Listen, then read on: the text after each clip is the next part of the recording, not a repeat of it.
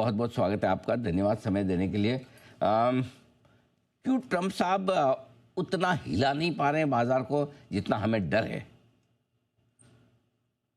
अनिल उसके 5-7 कारण हैं। हम्म। मेरे हिसाब से वो हिला नहीं पा रहे, इनफैक्ट वो हिलाने की कोशिश कर रहे हैं हम्म। ताकि आप नेगोशिएशन में नरम पड़ जाए, क्योंकि बहुत सारे वेरिएबल्स होते हैं। अपना अपना रुपी डेप्रिशिएट हो, अपनी कैपिटल मार्केट ट्रबल में आए, अपनी डेट मार्केट ट्रबल में आए, तो फिर हमें नेगोशिएशन करने की जो हेडरूम होती है वो कम हो जाती है। इसके 5-7 कारण हैं। पहले तो मार्केट में काफी सारे पार्टिसिपेंट्स हैं, वो एक चीज ये नहीं समझ पा रहे हैं कि एफआईआई के माल बिक चुका है। जो डिस्क्रिशनरी एफआईआई थे उसने माल बेच दिया। इंडेक्स फंड एफआईआई बेच नहीं सकता।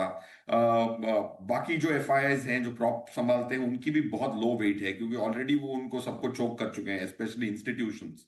पेंशन फंड्स, जो डिफरेंट स्टेट पेंशन फंड्स हैं, वो सब इंडिया में इन्वेस्ट करते हैं, अगर आप देखते हैं उनकी ओनरशिप। सो पॉइंट ये कह रहा हूँ कि एफआई की कैश मार्केट में बिकवाली आएगी कहाँ से?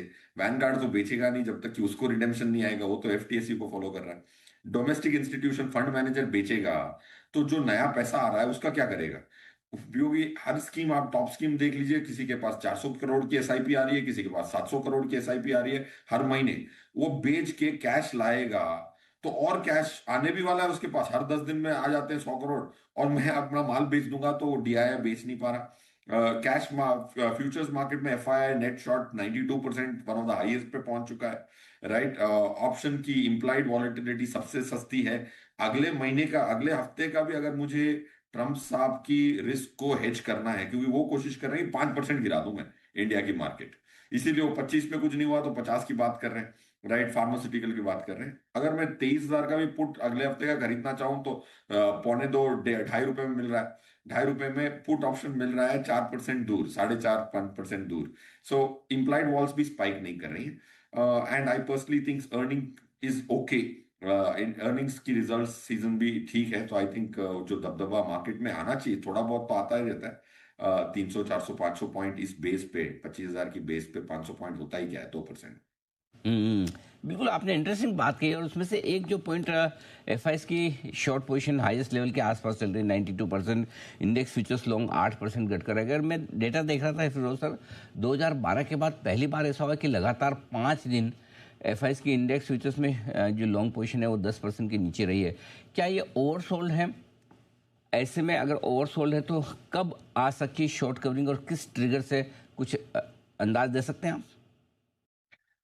यस अनिल सर, ये ओवरसोल्ड है।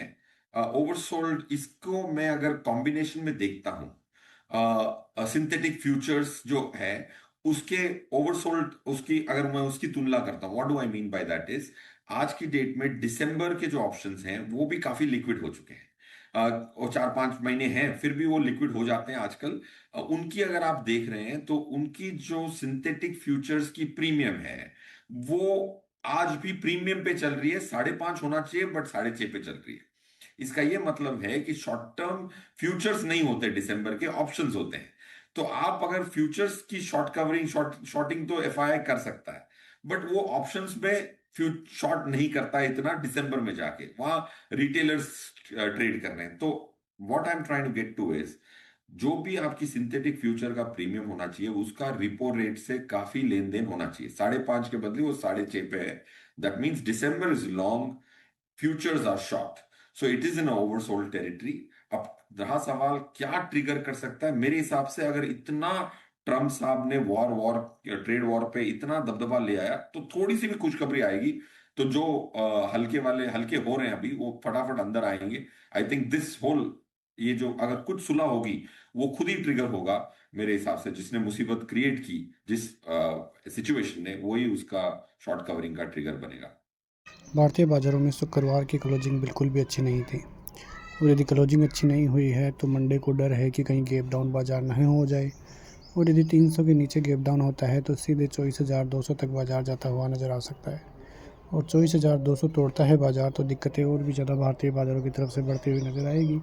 फिलहाल तो भारतीय बाज़ार 24,300 के ऊपर है, लेकिन मंडे को यानी कि कल दिक्कतें फिर से बढ़ती हुई नज़र आ सकती है। एफआईएच की भारतीय बाज़ारों में सेलिंग का मूड माहौल पूरी तरह से देखने को मिल रहा है। शुक्रवार के दिन थोड़ी बहुत खरीदारी देखने को मिली थी, लेकिन इसका कोई भी इम्पैक्ट भारतीय बाज़ारों पे होने वाला है नहीं, क्योंकि इस तरह की सेलिंग होना भारतीय बाज़ारों के लिए काफ़ी नेगेटिव है। गुरुवार के दिन जो रिकवरी हुई थी पूरी की पूरी साफ़ होती हुई शुक्रवार को नज़र आई है। लोगों ने बुरी तरह से रिटेलर्स को ट्रैप किया है और रिटेलर ट्रैप हुआ है तो उनको लॉस भी लगा है। तो इस प्रकार से भारतीय बाज़ारों में रणनीति है। 24,350 के ऊपर भारतीय बाज़ारों में 24,450, 24,530 ये 2 लेवल पार होते हैं तो एक लॉन्ग ट्रेजेडी में बाज़ार जा सकता है। लेकिन यदि नीचे की तरफ 24,200 टूटता है तो दिक्कतें बढ़ेगी। बैंक निफ्टी की बात करें तो बैंक निफ्टी 55,000 को भी तोड़ता हुआ नज़र आया तो दिक्कतें बढ़ती हुई फिर नज़र आ सकती हैं। वहीं ऊपर की तरफ बात करें तो जब तक 56,000 फिर से बैंक निफ्टी नहीं जाएगा तब तक कोई तेज़ी के संकेत ज़्यादा देखने को नहीं मिलेंगे। रिजर्व सीजन की वजह से भी भारतीय बाज़ारों को काफ़ी नुकसान उठाना पड़ा है और आगे भी यदि स्थिति ऐसी ही रही तो दिक्कतें फिर से भारतीय बाज़ारों में बढ़ती हुई नज़र आ सकती हैं। तो सोमवार का दिन काफ़ी खास रहता हुआ नज़र आएगा।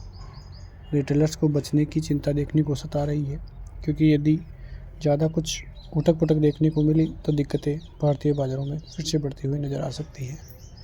मिलते हैं नेक्स्ट वीडियो में, तब तक के लिए जय हिंद।